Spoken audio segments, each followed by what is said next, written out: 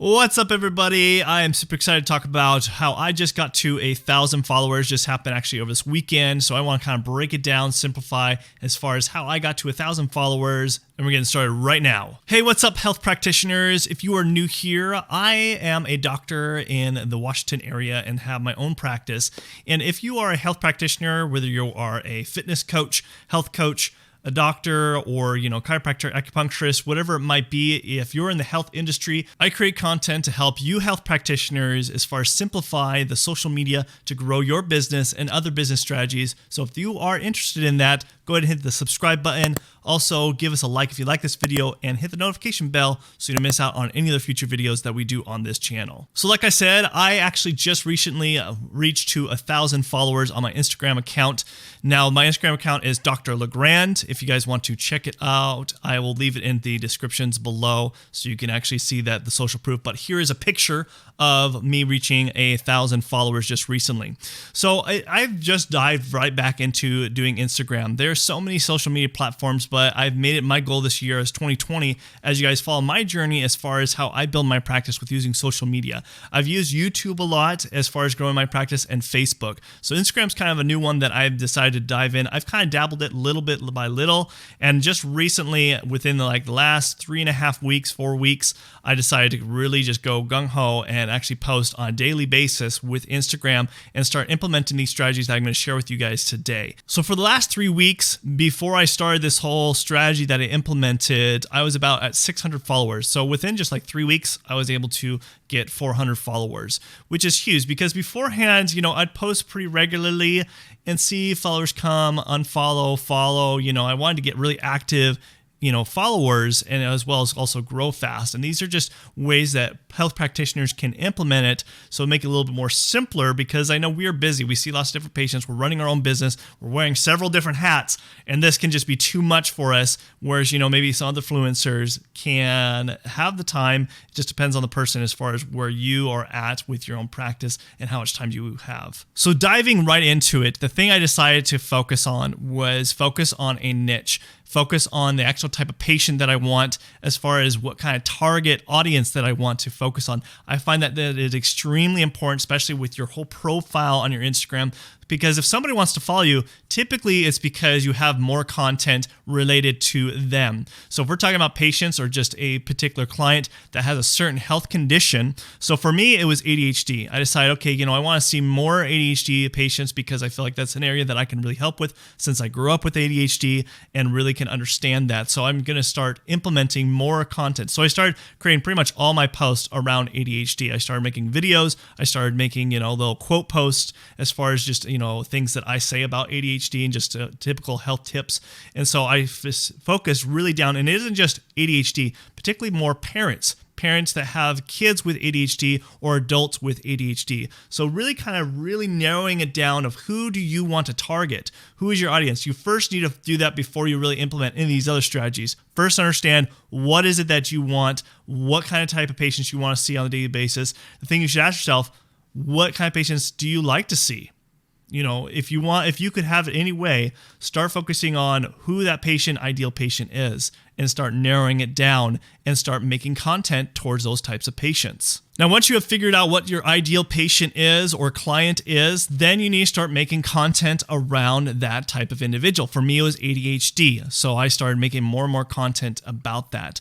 Now, how do you make content? Well, I actually did make a video on this as far as how to break down and make content for Instagram, specifically video content for Instagram. If you guys haven't watched that video already, check out this link out right here to check out that video if you have not. So one way of really doing this to create good content that I have been doing is start reading the comments in the comment section. For me, it was following, ADHD social media groups, whether it's a group on Facebook or Instagram, reading all the comments on hashtags for ADHD. That's what you should be consuming more, because this can help you understand what is the need. What do people need as far as their concerns around a health concern? It might be hormone imbalance. So start focusing on hashtags around hormone imbalance, or even on Facebook that have social, support groups.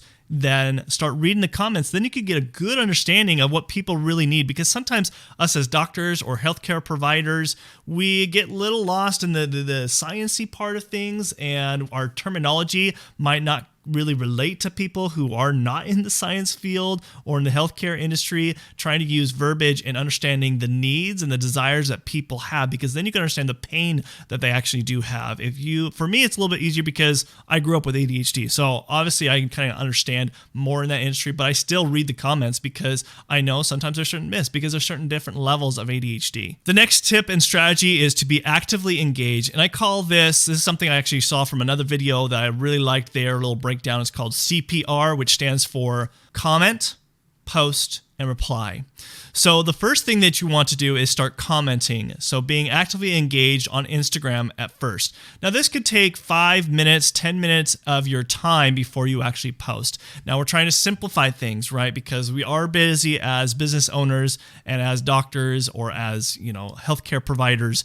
These are things to try to make it more simple. So what you do is you comment right before you post on the top hashtag. So not like the top hashtag that you are focusing on. So let's say if it's hormone imbalance, hashtag hormone imbalance awareness or whatever it might be, and seeing and looking at the top posts or the most recent posts. So for me, I've been doing more recent posts because there's like a hashtag ADHD parenting, which, maybe not has many. It might have about 26,000 posts. So the top posts are going to be more old, whereas recent posts are more recent. So I'll usually go to the most recent and I'll comment on 5 or even 9. Usually I try to been doing about 9 posts as far 9 comments on the top 9 recent posts. It doesn't have to be the most top recent post. Sometimes I just one that I might relate that I can actually leave a good, thoughtful, provoking actual comment. So that's the important thing, is trying to leave a very thoughtful, provoking comment, because this will stimulate engagement and possibly even get you more followers. Because if you leave a thought-provoking comment, people will look at your profile and realize, oh, we share the same kind of, interest and things, and I actually want to follow this person. This also will stimulate for other people who also will see that comment as well. So once you actually have left those 5 or 9 comments on the most recent posts, or the most, top posts on your hashtags that you're trying to target, then go ahead and post.